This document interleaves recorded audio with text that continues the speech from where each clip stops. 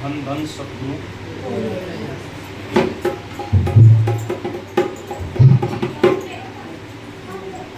गुरु नाम से तारे ना है, गुरु नाम से तारे ना है, गुरु नाम से तारे ना है, सतगुरु नाम से तारे ना है। पूरे गुरु की शरण में आ, ये तू तारे उतारे ना है, गुरु नाम से तारे ना है, गुरु नाम से तारे ना है।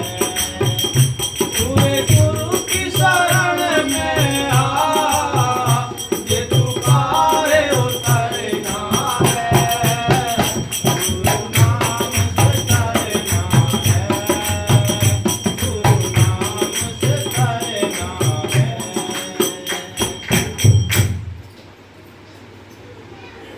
मालिक की मेहर से ये 84 लाख दुनिया है, जिसमें 30 लाख प्रकार के दरखत है, 27 लाख प्रकार के कीड़े मकोड़े हैं, 14 लाख प्रकार के पक्षी हैं, 9 लाख प्रकार के पानी के जीव हैं, 4 लाख में भूत प्रेत देवी देवता मनुष्य। इन सारी जूनियों में सबसे अव्वल जीवन मिला एक मनुष्य का मिला। ये सबसे सर्वप्रथम प्रधान जूनी मिली है, सबसे श्रेष्ठ जूनी मिली है। ये 84 लाख जूनियों में सबसे अव्वल सरदार जूनी है। इसमें बैठकर हमें अपने दोनों काम करने, मालिक की भजन बंदगी भी करनी है, उस परमात्मा को भी याद करना है और अपने गृहस्थी के कामकाज भी करने हैं। संत ये नहीं कहते हैं भी तुम्हें जाति धर्म छोड़ने हैं। जिस हालत में रहते हो, जिस देश में रहते हो, जिस देश में रहते हो, जिस परिवार में रहते हो, उन सबके बीच में रहते हुए हमें उस मालिक का नाम जपना। मालिक का नाम जपने के लिए आपको क्या करना है, मौके के संतों की तलाश करनी है। मौके के संत जो होते हैं उनके पास मौके का नाम होता है, उसके अंदर करंट होती है, वो करंटदार नाम होता है, वो नाम काम करता है। ऐसे किताबों के अंदर कितने नाम हैं, उनसे मुक्ति नहीं मिलेगी। मुक्ति मिलेगी मौके के संत मिलें, उनसे नाम मिले, नाम का अभ्यास करें, तब ये मुक्ति का रास्ता है। इसलिए संत कहते हैं, क्या कहते हैं कि गुरु नाम से करना है। आप बाहर के कोई भी इलम ले लीजिए, आप कोई भी डॉक्टरी सीखनी है, कोई मास्टरी सीखनी है, कोई भी इलम अगर हमें लेना है तो उसके लिए आवश्यकता पड़ती है संतों की। संत उस मालिक के देश के जानकार होते हैं, उस मालिक से अथॉरिटी लेकर आते हैं, तब यहाँ आकर वो नाम की दीक्षा देते हैं। कवि साहब कहते हैं कि सीत नीति ही देत हूँ ग्राहक कोई ना है, कि मैं इसको सीत नीति लुटाता हूँ। कोई दल्ले किस्मत वाले होते हैं जो नाम लेकर नाम का अभ्यास करते हैं। बाकी सारी दुनिया का पाखंड में लगी पड़ी है, अंधविश्वास में फंसी पड़ी है। सबकी किस्मत भी नहीं है कि भाई सभी ये भजन बंदगी कर लें। हमें उनकी भी टेंशन नहीं करनी, क्योंकि बिना भाग्य के किसी को ये भक्ति अच्छी नहीं लगती है, समझ नहीं आती है। इसलिए संत कहते हैं गुरु नाम से तरना है, पूरे गुरु की शरण में आ, तुझे भव सागर से तरना है। संत बहुत है, दरवाजे पर आते हैं, वो भी कहता है भी राम राम करो, वो भी कहता है कि परमात्मा को याद करो, लेकिन नहीं, हमें ऐसे संतों की आवश्यकता है जो अपने देश आना जाना सीख गए हों, जो सतलोक सचखंड के हों, उनके नाम के अंदर करंट हो। ऐसे संतों की तलाश करनी है। नहीं तो संत तो बहुत संसार के अंदर है। गलियारे गुरु कहते हैं घर घर कंठी थे, और काम उनको ले ही द्रव कवावन है, कनकों का गुरु जगत में राम मिलावन, और सो सत्यों को जानी जो मुक्ति दिखावट। और मुक्ति बारे होनी चाहिए। मुक्ति हम क्यों चाहते हैं? सारी दुनिया सारे मजहब चाहते हैं कि हमें मुक्ति मिल जाए। मुक्ति कहते किसको हैं ये नहीं पता है कि हम कैद कहाँ हैं। मुक्ति कहते हैं आज़ादी के लिए, लेकिन हमें ये नहीं पता है कि हम कौन से जेल खाने में पड़े हैं, कौन से पिंजड़े में बंद पड़े हैं, ये किसी को नहीं पता है। ये संत आकर बताते हैं, संतों की हम सोबत करते हैं, वो बताते हैं कि ये त्रिलोक ये पिंजड़ा है जिसमें हम सब कैद हैं। यहाँ से निकालने के लिए संत आते हैं, वो कहते हैं चलो अपने घर चलो गई। वो नाम जपाते हैं, नाम देकर नाम जपाकर अपने घर ले जाने के लिए कोशिश करते हैं। ये जुगत है मुक्ति पाने की। बाकी कितने पूजा पाठ जाप तप कर्म धर्म कितनी कुछ करने हैं, कुछ भी नहीं बनेगा। इस याद रखो, जिनकी किस्मतों को नाम मिलता है बाकी किसी को नाम नहीं मिल सकता। इसलिए संत कहते हैं भव सागर है ये त्रिलोक, ये भव सागर है। इससे पार करने के लिए आप कोई नदी को पार करना चाहते हैं तो नाव चाहिए, पतवार चाहिए, खेवट चाहिए, तब पार हो सकते हैं नदी के लिए। इसी प्रकार संत कहते हैं इस भव सागर से, ये दुनियादारी के भव सागर से पार होने के लिए भी संतों की आवश्यकता है, गुरुओं की आवश्यकता पड़ती है। उनसे नाम मिले, नाम का हम अभ्यास करें और अपने घर चलने की तैयारी करें। ये है तरीका। बाकी सारी दुनिया पागल में फंसी पड़ी है। आपको न जाति छोड़नी, न धर्म छोड़ने, परिवार छोड़ने, क्या छोड़ने हैं? अंडे मांस मछली छोड़ने हैं, शराब नशे किसी प्रकार के नहीं करने, बुरे कर्म छोड़कर नाम जपोगे, तुम्हारे अंदर वो मालिक हाजर नाजर जिंदाराम बैठा है, वो अंदर से तसल्लियाँ देगा, अंदर से ही तुम्हें सवाल करेगा। इसलिए संत कहते हैं कि वो बहुत बड़ी ऊंची ताकत है। आपने देखा होगा माता जी के शरीर को, जब चेहरे को देखा होगा, जिनको ठीक अगर भरोसा है, विश्वास है, उनकी समान शत्रु पूरी करता है। ना शरीर अकड़ा था, चेहरे पे देखो नूर था। मैंने फेसबुक पे इस पर यूट्यूब पर वगैरह डाल रखे हैं, कितने कमेंट्स आए जो सारी दुनिया ने देखे हैं। तो ये क्या है? ये निशानियाँ होती है भक्ति करने की। हमें भक्ति करने की निशानियाँ तभी मिलती हैं, लक्षण तभी दिखाई देते हैं जब हम पूर्ण संत मिल गए, पूर्ण गुरु नाम मिल गया, तब ये चीज़ मिलती है। ना सारी दुनिया हाय हाय कर दी जाती है। आपने देखा हो काले पीले चेहरे पड़ जाते हैं, मुंह खुल जाता है, आंखें खुल जाती हैं, हाथ पैर सड़ जाते हैं, यानी खड़े हो जाते हैं हाथ पैर, ऐसी हालत हो जाती है दुनियादारी के लोगों को मरने के पर। इसलिए संत कहते हैं कि अगर पूरा गुरु मिल गया, पूरा नाम मिल गया, अभ्यास कर लिया, विश्वास कर लिया, बस तर जाओगे इस सागर से। ये रास्ता है। हाँ जी। तेरा न यहाँ कोई तेरे मानिक करना है। इस संसार में है कम भाई, जब तक माता जी थी उनको अपना दिखाई देता था, ये चल गई, कोई किसी का नहीं। संत कहते हैं ऐसे हम सब एक यहाँ परदेसी हैं, हम एक मुसाफिर हैं, हमें भी स्टेज से जाना है। इसलिए संत समझाते हैं कि जब तक हैं हम आंखें खुली हैं, हमारे संजोग हैं, संजोग खत्म हो जाएंगे, लेने देने खत्म हो जाएंगे, कर्ज खत्म हो जाएंगे, सब हम अपने आप को इधर उधर चले जाएंगे, पता नहीं पड़ता। इसी प्रकार संत कहते हैं जो रिश्ते हमारे बने हैं केवल कर्ज के रिश्ते हैं, या तो हमने सेवा किसी की करनी है या किसी ने हमारी सेवा करनी है। हाँ जी।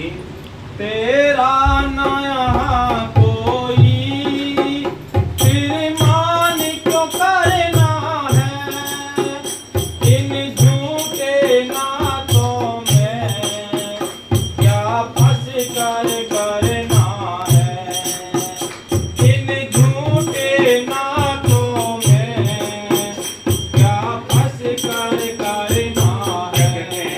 वे ये झूठे नाते हैं। नाते किससे हैं? शरीर से। शरीर से नाता होता है, शरीर को हम पीटते हैं, कहाँ गई माँ, कहाँ गए पापा, कहाँ गए भाई, कहाँ गए बहन। इस शरीर को तो पीटते हैं, लेकिन शरीर को जो चलाने वाली करंट है, जो आत्मा है, उसका कोई संबंध नहीं। वो तो पता ही नहीं पड़ता कब निकल जाती है, कोई कह के नहीं जाती, दिखाई नहीं देती। तो रिश्ता तो इससे शरीर से, शरीर डेड हो गया, मुर्दा हो गया, खत्म रिश्ता। लेकिन रिश्ता जो आत्मा है, आत्मा का जो रिश्ता है वो हमारा कायम है। और वही रिश्ता जो हमारा, अगर हम उसको भजन बंदगी करने से देख लें तब पता पड़ता है कि ये कौन है कौन नहीं। एक बार का ये जो उदाहरण लिखा है, युद्ध जब शुरू हो रहा था तो अभिमन्यु जब युद्ध में मारा गया तो अर्जुन के लिए बहुत बड़ा मोह हो गया। उसने प्राण कर दिया, मैं भी अपने प्राण त्याग दूंगा, मैं भी अपने प्राण त्याग दूंगा। जब कृष्ण भगवान ने उनको तवज्जो दी तो देखते हैं कि भाई अभिमन्यु सामने दिखाई दे रहा है। अभिमन्यु जैसे सामने दिखाई दिया, अर्जुन उसके पीछे भागे, अरे बेटा, अरे बेटा, अरे अभिमन्यु कहाँ है? अभी तो मैं तुझे देख रहा हूँ इतने टाइम से। उसने पीछे को मुड़कर कहा, अरे कौन कौन बेटा, किसका बेटा? मैं कितनी बार तेरा बेटा बना हूं, तू मेरा कितनी बार बेटा बना है? ये संसार का ये चक्र है। रिश्ता इस शरीर का होता है, खत्म हो जाता है। आत्मा का कोई रिश्ता नहीं, ना कोई वो परिवार से बंधी है आत्मा, उसको कहाँ कहाँ अपने जाकर लेने देने अदा करने होते हैं। इसी प्रकार संत कहते हैं इस संसार का कोई रिश्ता नहीं, तो इन झूठे नातों में पड़ा है। इस संसार में और सामाजिक परिवार में रहते हुए अपना मतलब निकालना है। अपना मतलब निकालने का मतलब है कि जो संतों से नाम मिला है, नाम हमने लिया है, उसका अभ्यास करना है। परिवार के साथ रहते हुए अपना मतलब निकालना है। ये सियाने और समझदार और भाग्यशाली की बात है। हाँ जी। इन झूठे नातों में क्या फंस कर करना है, गुरु नाम से करना है, गुरु नाम से करना है। पूरे गुरु की शरण में आ, जे तू पाए उतरना है, गुरु नाम से करना है, गुरु नाम से करना है। ओ तज पाप कपट छल को इनमें क्या रखा है, तज पाप कपट छल को इनमें क्या रखा है। रख मन को सदा सच्चा, कुछ और न करना है। रख मन को सदा सच्चा, कुछ और न करना है। गुरु नाम से करना है, गुरु नाम से करना है, गुरु नाम से करना है।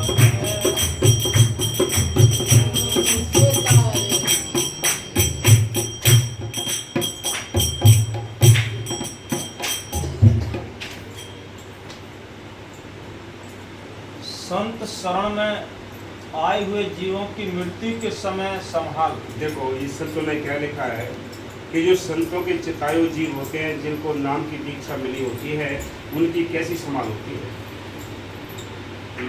सर्वप्रथम आम मनुष्यों की मृत्यु का वृत्तांत लिखते हैं। जो आम दुनिया के लोग मरते हैं उनका हाल लिखते क्या। मृत्यु क्या है? आत्मा सच्चे मालिक की अंश है। कहो कबीर ये राम की अंश सच्ची ताकत है। वह कभी मरती नहीं, वह केवल चोला बदलती है।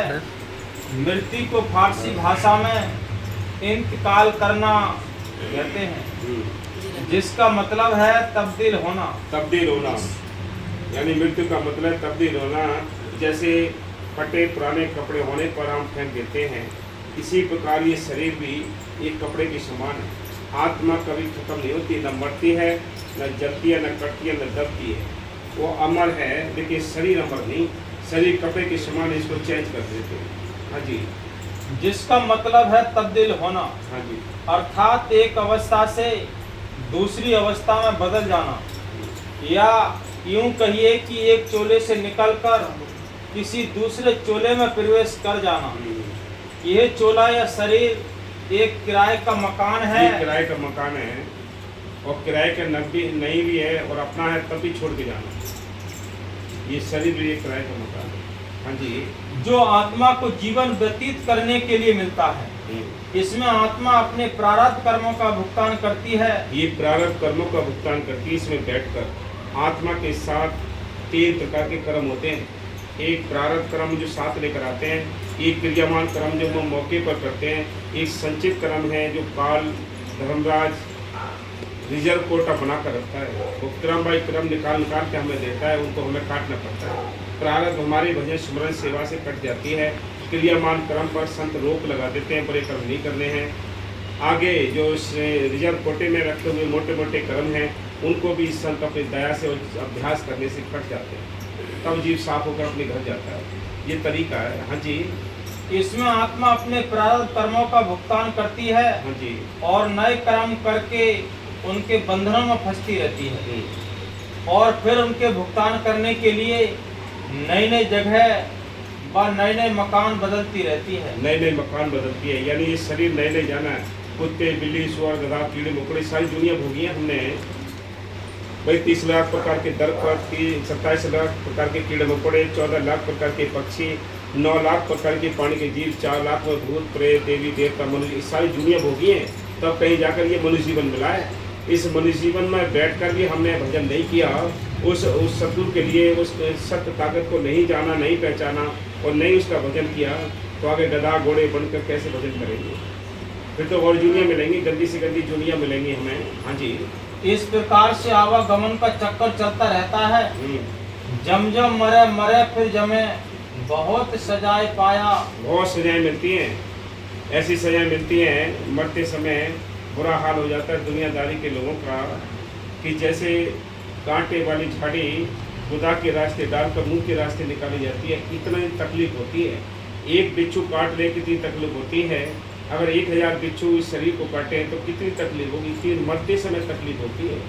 जो संतों के चिताए हुए जीव होते हैं, जिनके पास नाम होता है, वो आसानी तरीके से जाते हैं। उनको मरते टाइम ऐसी खुशी होती है जैसे इंसान को अपने शादी के टाइम होती है। ये बाबा मेरे साहब जी साफ साफ समझाया करते थे, चिट्ठियाँ भी यानी पढ़ाते थे, फोटो भी दिखाते थे, देखो नाम वालों की कैसी संभाल करता है सब। ये रिजल्ट है। हाँ जी, यह शरीर एक यंत्र है, हाँ, जिसके द्वारा इस भौतिक दुनिया से संबंध कायम रखा जाता है। हाँ, हम जीवित रहते हुए भी इसके बंदी नहीं हैं। फिर हम इसमें कैद क्यों हैं? क्योंकि हम अपनी वास्तविकता से बेखबर हैं व अपने शरीर को ही अपना जीवन मान बैठे हैं, इसी का रूप बने हुए हैं और हमें इससे निकलने का ध्यान तक नहीं।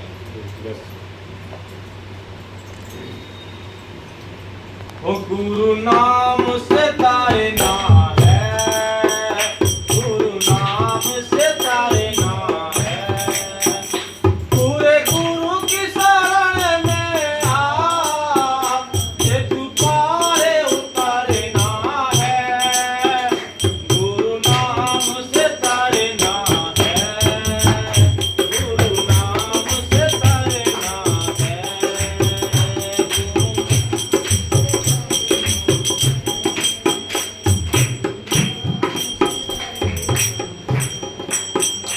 इस मेरी तेरी में संसार का झगड़ा है, इस मेरी तेरी में संसार का झगड़ा है, चल छोड़ परे इनको, दुनिया से क्या लड़ना है, चल छोड़ परे इनको, दुनिया से क्या लड़ना है, गुरु नाम से करना है, गुरु नाम से करना है, पूरे गुरु की शरण में आ, ये तुम्हारे उतरना है, गुरु नाम से करना है, गुरु नाम।